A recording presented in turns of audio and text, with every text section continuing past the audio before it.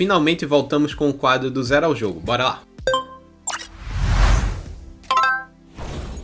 Fala galera, meu nome é Ricardo Lima e uma coisa que é bem interessante é que a gente está desenvolvendo esse jogo em Unity e eu tenho jogado um jogo muito massa que foi feito em Unity e talvez vocês conheçam o jogo e não saibam que foi feito usando Unity. Quer saber que jogo é? Se inscreve no canal que eu te digo lá no final, tá?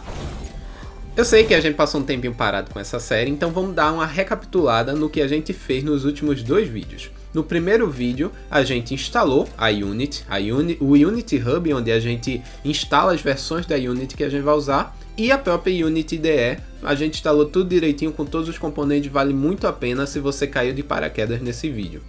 Já no segundo vídeo, a gente falou de como se dá a programação na Unity. A gente sabe que a gente programa usando C# e para fazer isso a gente usa scripts que a gente adiciona nos nossos Game Objects. Não entendeu nada é porque você não assistiu o vídeo 2, então clica lá para assistir. Mas a gente terminou o último vídeo com um desafio, que era, a gente precisava fazer uma forma de mover o nosso quadradinho branco usando as setas do teclado. E aí, conforme a gente fosse movendo ele, quando ele tocasse no quadradinho rosa, aí sim ele se tornasse rosa, mas não só que ele caísse, que a gente pudesse mover ele livremente. Bora fazer isso? Para isso a gente já vai direto para o código. Vamos lá. O que a gente quer fazer é alguma movimentação, alguma alteração que vai acontecer a cada frame. A gente aprendeu que para a gente fazer isso, a gente usa o que tiver dentro de update. Então, se vocês não lembram, esse daqui era o código que, se ele não tinha chegado em uma certa posição, ele descia, e se ele tivesse chegado, ele mudava de cor. Esse de mudar de cor, eu vou guardar aqui, tá? Vou deixar ele como um comentário aqui, que ele pode ser útil mais para frente, mas eu vou apagar isso tudinho aqui. Então, o que é que a gente precisa fazer? A gente precisa configurar o teclado para controlar o Game Object. A gente precisa fazer isso e precisa detectar a colisão. Tá, beleza, vamos focar por partes. Primeiro, a primeira parte. Como é que a gente configura o teclado para controlar o Game Object? Na verdade, é simples. A Unity já transforma isso de uma forma simples para a gente só precisa usar os métodos que ela traz para a gente. Então o que a gente vai fazer aqui, na verdade, é uma verificação. A gente vai verificar se algum dos botões que a gente quer que a Unity observe foi clicado. Como é que a gente faz isso? Para verificar algo, a gente sabe, condições, né? Então vamos usar um if. E aí tem que ter alguma condição aqui. Se tiver alguma condição de clique, de pressionamento do teclado, ele vai fazer uma coisa. Que coisa vai ser essa? Digamos que a gente quer mover para cima o nosso Game Object, né? Então se a gente voltasse, na verdade eu acabei apagando esse código, mas a gente pode fazer aqui um transform.position. Lembrando que esse transform.position é a posição exatamente onde está lá o nosso Game Object. E a gente vai querer subir ele, por exemplo. Então se a gente quer subir ele, a gente quer adicionar um valor a ele. Dá para fazer assim, ó. Transform.position vai ser ele mesmo. Transform.position. Lembrando que ambos são vector tree. E a gente pode somar ele com um tipo de vector tree que é padrão, que é o up. Se a gente passar o mouse aqui em cima do up, a gente vai conseguir ler que ele tem o x como 0, o y como 1 e o z como 0. Então ele faz essa soma para a gente. Mas o que é que precisa acontecer para que ele execute isso? Basicamente eu apertar a minha setinha do mouse. E como é que eu verifico isso? Primeiro eu vou usar uma classe chamada input.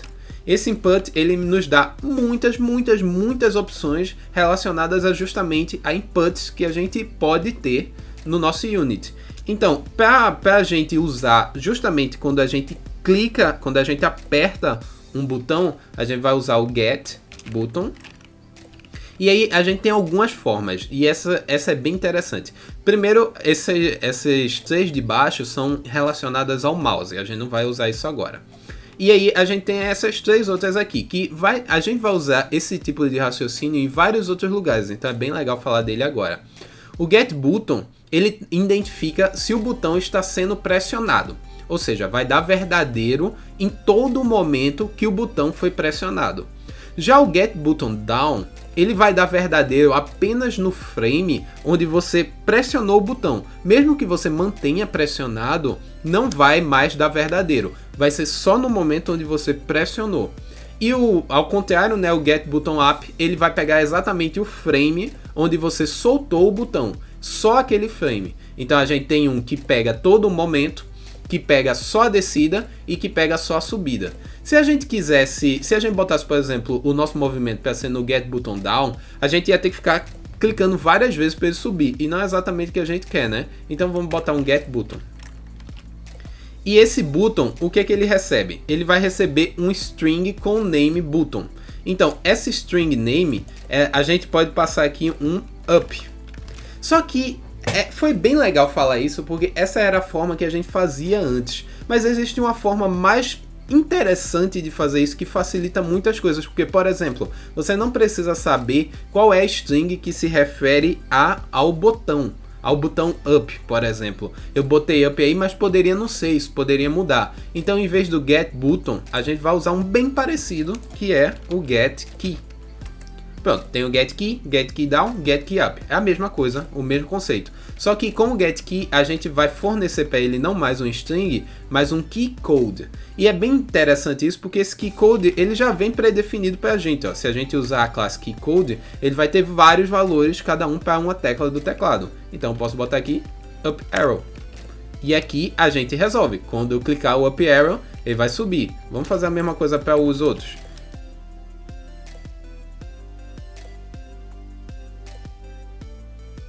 Vamos testar?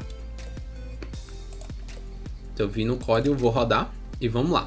Primeiro, eu rodei o código aqui, ele vai ficar verde para mim, né?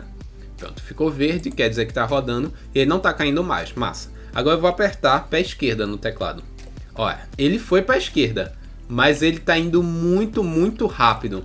Por que ele está indo muito rápido? A gente já aprendeu isso uma vez, que quando a gente usa um número inteiro, como por exemplo o 1 aqui do Vector Up, Vector Tree Up, ele vai fazer isso muito rápido porque ele não está tendo uma divisão por segundo. Se a gente quer que ele suba 1 por segundo, a gente tem que fazer uma multiplicação disso daqui por time.deltaTime. E aí eu vou fazer isso em todos os outros, tá? Então vou copiar aqui. Fechou? Vamos lá, vamos testar agora se funciona. E vamos testar agora, ver. Se você está movendo 1 por segundo, já parece mais lento. Então vocês devem lembrar que lá no começo, a gente definiu uma velocidade para isso aqui. E a gente não está usando essa velocidade. Bora usar essa velocidade. Então vou parar aqui. E aqui, ó, ele tem um speed, que está usando serialize field, o que quer dizer que ele pode ser visto lá no inspetor. Então é só multiplicar aqui por speed.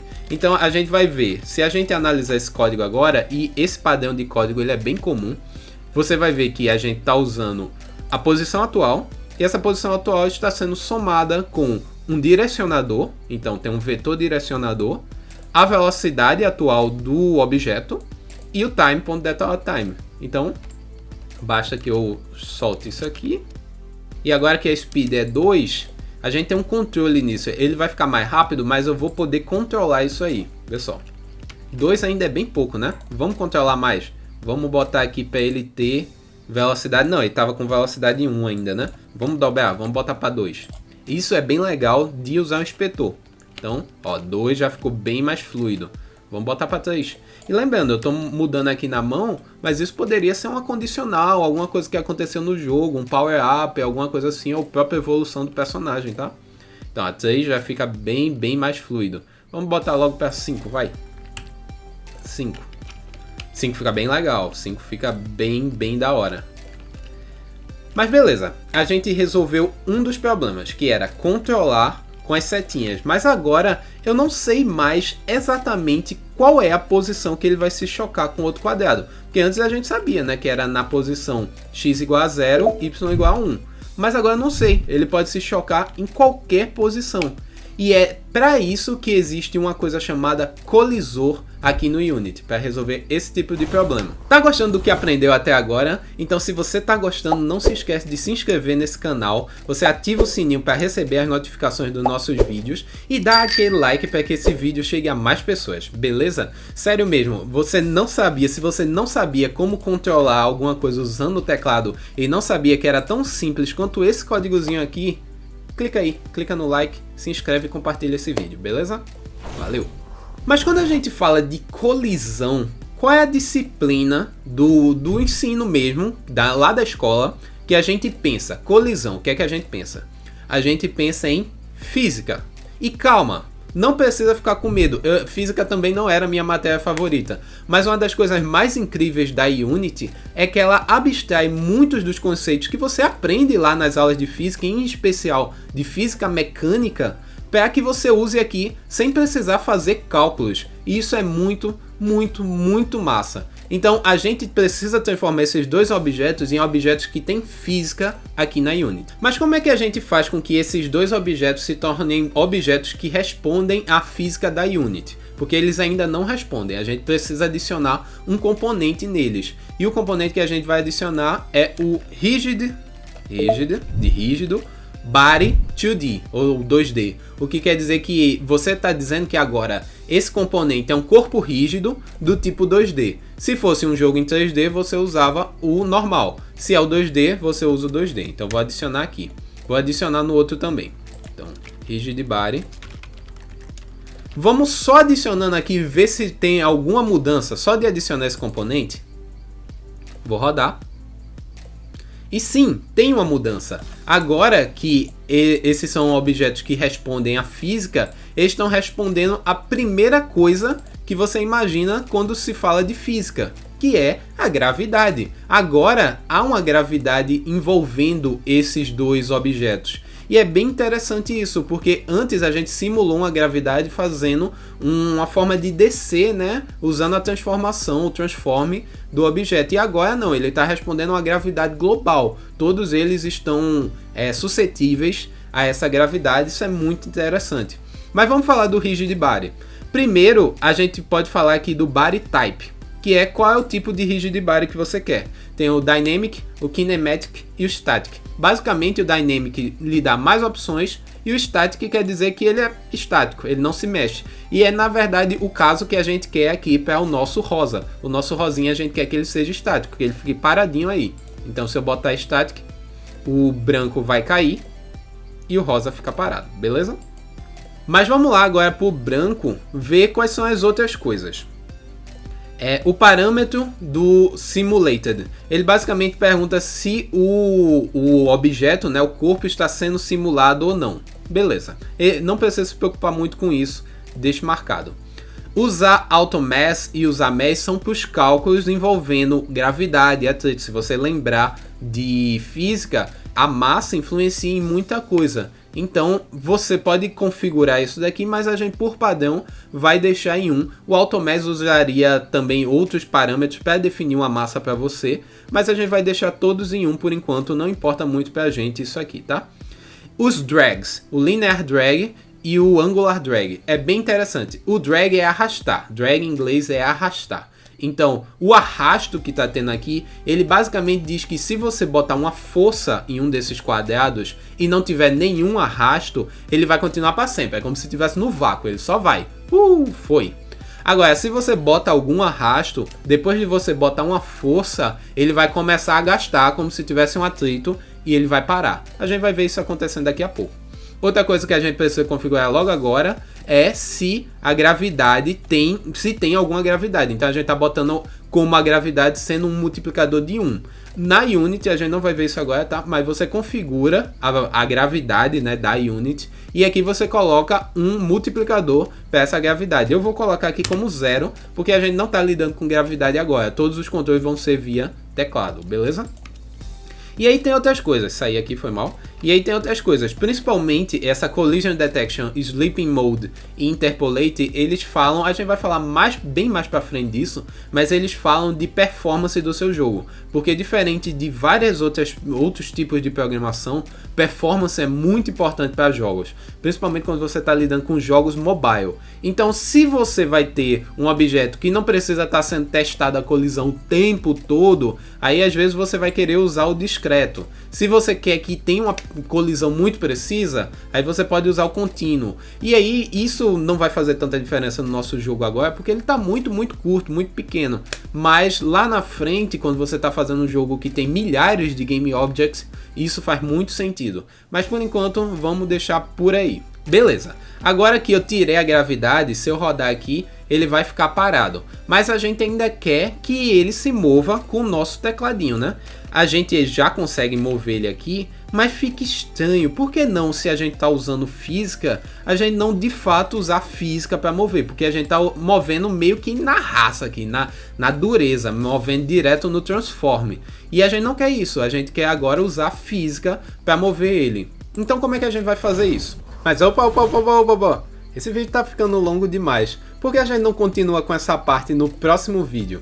É claro, não se esqueça de se inscrever para não perder os vídeos novos. Se tá gostando até agora, compartilha esse vídeo. O próximo vídeo já tá prontinho, é só para não ficar muito longo mesmo. Então compartilha e se inscreve que daqui a pouco vai sair, semana que vem sai. E tá aparecendo na tela 2 vídeos para que você nunca pare de aprender. Clica lá, eu te vejo lá. Valeu!